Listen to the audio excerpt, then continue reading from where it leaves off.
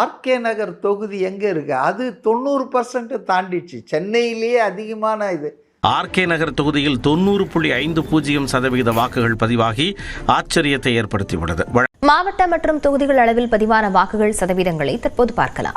சட்டப்பேரவை தேர்தலில் அதிகபட்சம் சட்டமன்ற தேர்தல் வாக்குப்பதிவு நிலவரம் என்ன? சென்னையில் இப்ப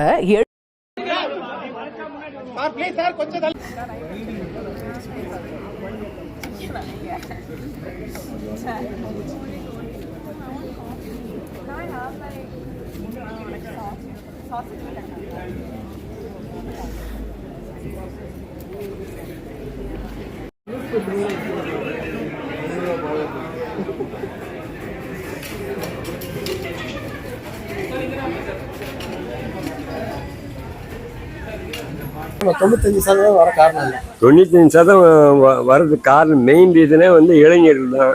பிகாஸ் விஜயால சப்போர்ட் பண்ணலான்னு போடுறாங்க, வேற ஒன்றும் கிடையாது. பசங்க நிறைய பேர் போட்டுருக்காங்க சார், தான் சார் ரைஸ் ஆயிடுச்சு. அந்த வீட்டில் பெரியவங்க சொன்னா கூட கேட்க மாட்டேங்க. இது லெஃப்ட் இம்மு, ஆனால் அது அவர் யாருடைய ஓட்டை பிரிச்சாருன்னு நம்மளுக்கு தெரியாது. முடிவில் அவர் யாருக்கோ ஒருத்தர் உழ வச்சுட்டாரு, ஆனால் ஈ ஓன்ட் கம், அதை ஞாபகம் வச்சுக்கோங்க. உண்மை ஆச்சரியம் தான். இது வரைக்கும் நான் எத்தனையோ முறை கிட்டத்தட்ட 40 வருஷம் அந்த ஏரியாவில் இருக்கிறேன். 40 வருஷம் ஓட்டு போட்டுக்கிட்டு தான் இருக்கிறேன். ஆனால் இது வரைக்கும் 95% வந்ததே கிடையாது. ஆர்கே நகரில் 95% ஓட்டு பதிவு. ஆர்கே நகரில் இந்த மாதிரி 95% பதிவாகிறதுக்கு முக்கிய காரணம் அந்த எஸ்ஐஆர் சம்மந்தப்பட்ட ஒரு கோரிக்கை இருந்துச்சு. அதில் ஏறத்தாழ தமிழ்நாடு முழுக்க 1 கோடி வாக்காளரை எடுத்திருக்காங்க. அதனால கூட ஒரு வகையில் இருக்கிறதுக்கான வாய்ப்பு இருக்கும். இதில் என்ன காரணமாக இருக்கும்? 95% ஓட்டு நான் பிடிச்சிக்கிறேன். ஓட்டு 95% வர என்ன காரணம்? அது இந்த எஸ்ஐஆர் இப்போ புதுசாக பதிஞ்சாங்கல்ல, அதனால அது ஒரு ரெக்கார்டு மாதிரி ஆகி போயிடுது. இந்த வாட்டி எஸ்ஐஆர் பண்ணும்போது ரொம்ப மக்கள் சிரமப்பட்டு போயிட்டாங்க. இப்போ இந்த ஓட்டு நம்ம போடாமல் விட்டுட்டோம்னா அப்போ பிற்காலத்தில் ஓட் லிஸ்ட்டில் பேர் இருக்கிறது கஷ்டம். அவங்க கேட்கக்கூடிய ஆவணங்கள்லாம் கிடைக்கிறது ரொம்ப கஷ்டம். அப்பா பிறந்த தேதி, அப்பா பிறந்த ஊர், இந்த மாதிரி ஒரு சில இதெல்லாம் இடகுடமான கேள்விலாம் கேட்குறாங்க. இதுக்கு பயந்துக்கிட்டே மக்கள் இந்த ஓட்டை நம்ம எப்படி போட்டுருவோம் அப்படிங்கிற முறையில் மக்கள் அதிகமாக வாக்களிச்சிருக்காங்க.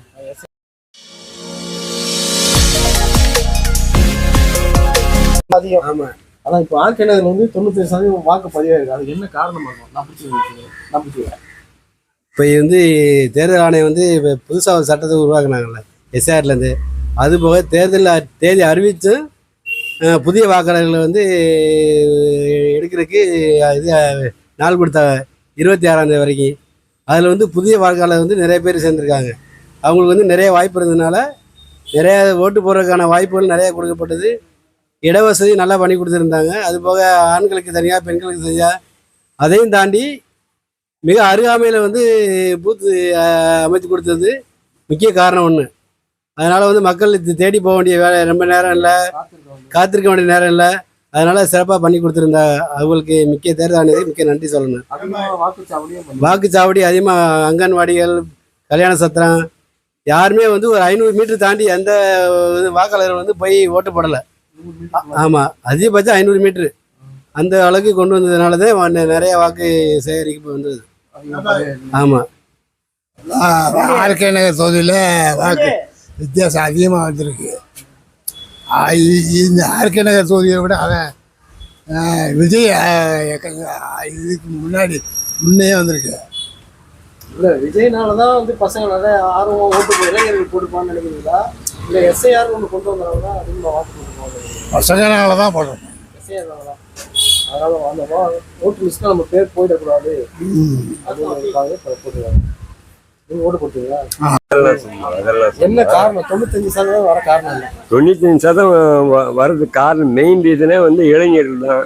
பிகாஸ் விஜயால சப்போர்ட் பண்ணலான்னு போடுறாங்க, வேற ஒன்றும் கிடையாது.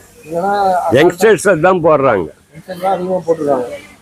பசங்க நிறைய பேர் போட்டுருக்காங்க சார், தான் சார் ரைஸ் ஆயிடுச்சு. வேற எதுவுமே கிடையாது. சார் பயந்துக்கின்னுலாம் கிடையாது. சார் 39 லட்சம் ஓட்டை எடுத்துட்டாங்க. எடுத்துட்ட பிறகு கூட 90.5 வருதுன்னா இளைஞர்களும் வந்திருக்காங்க.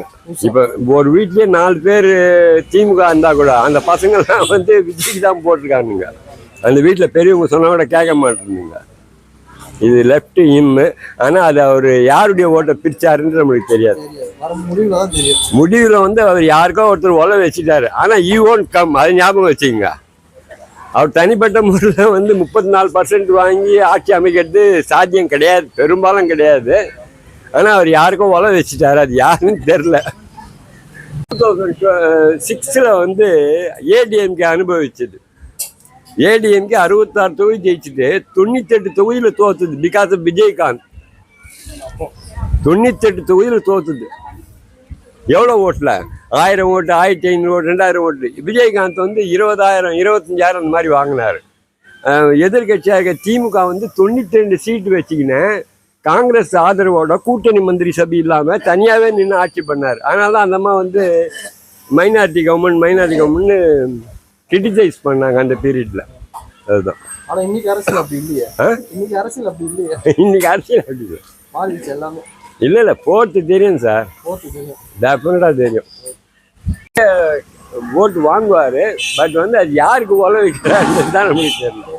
இல்லை என்ன காரணமாக இருக்கும்? 95% ஓட்டு நான் பிடிச்சிக்கிறேன். ஓட்டு 95% வர என்ன காரணம்? அது இந்த எஸ்ஐஆர் வந்து இப்போ புதுசாக பதிஞ்சாங்கல்ல, அதனால அது வந்து ஒரு ரெக்கார்டு மாதிரி ஆகி போயிடுது. இந்த வாட்டி எஸ்ஐஆர் பண்ணும்போது ரொம்ப மக்கள் சிரமப்பட்டு போயிட்டாங்க. இப்போ இந்த ஓட்டு நம்ம போடாமல் விட்டுட்டோம்னா பிற்காலத்தில் ஓட் லிஸ்ட்டில் வந்து பேர் இருக்கிறது கஷ்டம். அவங்க கேட்கக்கூடிய ஆவணங்கள்லாம் கிடைக்கிறது ரொம்ப கஷ்டம். அப்பா பிறந்த தேதி, அப்பா பிறந்த ஊர், இந்த மாதிரி ஒரு சில இதெல்லாம் இடகுடமான கேள்விலாம் கேட்குறாங்க. இதுக்கு பயந்துக்கிட்டே மக்கள் வந்து இந்த ஓட்டை நம்ம எப்படியும் போட்டுருவோம் அப்படிங்கிற முறையில் மக்கள் அதிகமாக வாக்களிச்சிருக்காங்க. எஸ்ஐஆர் தான் மெயின் காரணம். அதில் எந்த மாட்டு கட்டுங்க.